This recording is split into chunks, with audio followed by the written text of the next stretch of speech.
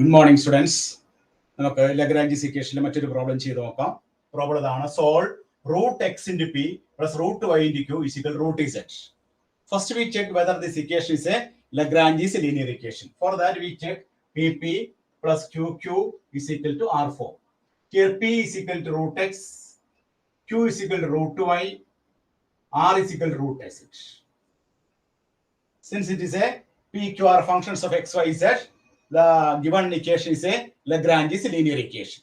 Then write the auxiliary equation dx by p dy by q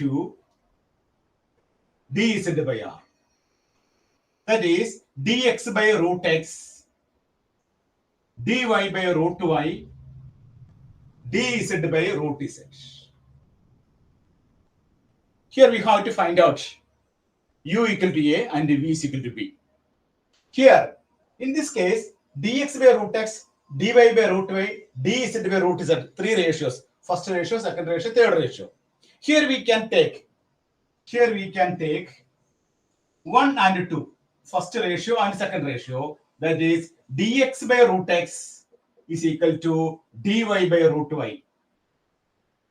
Then dx by root x, dy by root y is a variable separable form.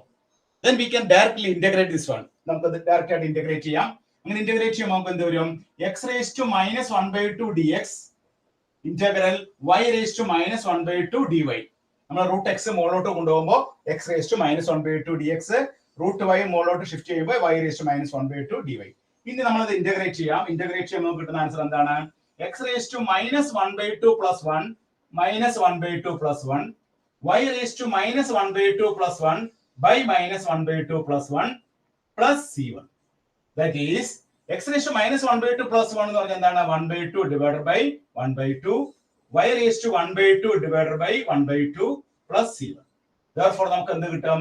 root x is equal to 2 root y plus c1 കിട്ടും. root x 2 root x plus 2 root y plus c1. ഇത് നമുക്ക് കുറച്ചും കൂടി simplify ചെയ്ത് നമുക്ക് എങ്ങനെ എഴുതാം? First solution root x plus root y is equal to root x minus root y. root y നമ്മൾ കൊണ്ടുവരുമ്പോൾ root x minus root y divided by c1 by 2. c1 by 2, that is നമുക്ക് root x minus root y is equal to a. അപ്പോൾ first constant നമുക്ക് കിട്ടി. First constant എന്താണ്? root x minus root y എന്നാണ് കിട്ടിയത്. First constant root x minus root y. ഇനി നമുക്ക് അടുത്ത രണ്ട് റേഷ്യോ ഇതുപോലെ എടുത്തു കഴിയുമ്പോൾ നമുക്ക് അടുത്ത കോൺസ്റ്റന്റ് കിട്ടും. അടുത്ത റേഷ്യോസ് എടുക്കാം.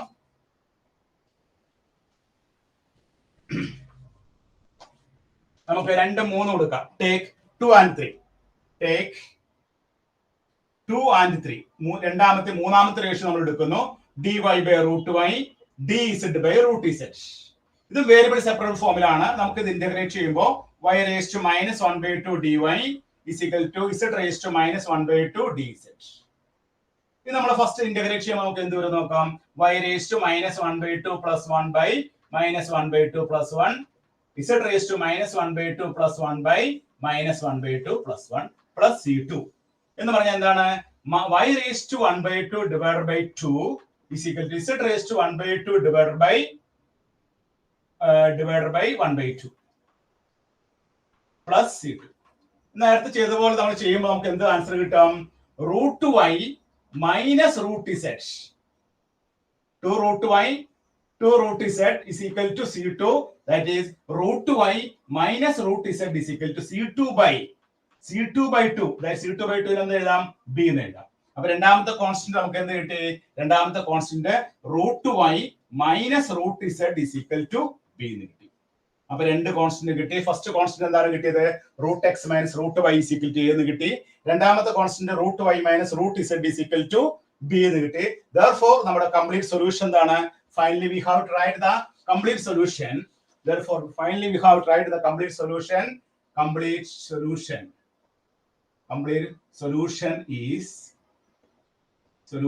is f of a comma b is equal to 0.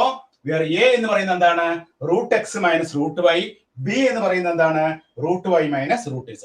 അപ്പോൾ ഈ ഒരു പ്രോബ്ലത്തിൽ നമ്മൾ u equal to a യും v equal to b യും കണ്ടുപിടിക്കാനായിട്ട് നമ്മൾ എന്ത് ചെയ്താൽ മതി? ആ റേഷ്യോസ് തമ്മിൽ കമ്പൈൻ ചെയ്താൽ മതി. But here we have In actual equation, മൂന്ന് റേഷ്യോസ് ഉണ്ട്. dx by p, dy by q, dz by. നമ്മൾ ഫസ്റ്റ് സെക്കൻഡ് എടുത്തു, സെക്കൻഡ് തേർഡ് എടുത്തു. ഫസ്റ്റ് സെക്കൻഡ് എടുക്കുമ്പോൾ നമ്മളത് വേരിയബിൾ സെപ്പറബിൾ ഫോമിലാണ്, വേറെ ഒന്നും പ്രത്യേകിച്ച് ചെയ്യേണ്ട ആവശ്യമില്ല. ഇന്റഗ്രേറ്റ് ചെയ്യുമ്പോൾ we can directly obtain the answer. അപ്പൊ ഫസ്റ്റ് എ നമുക്ക് എന്ത് കിട്ടി? √x മൈനസ് √y എന്ന് കിട്ടി. രണ്ടാമത് നമുക്ക് എന്ത് കിട്ടി?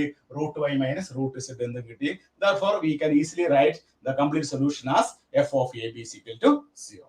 എല്ലാവരും എഴുതിയെടുത്തോളൂ കേട്ടോ.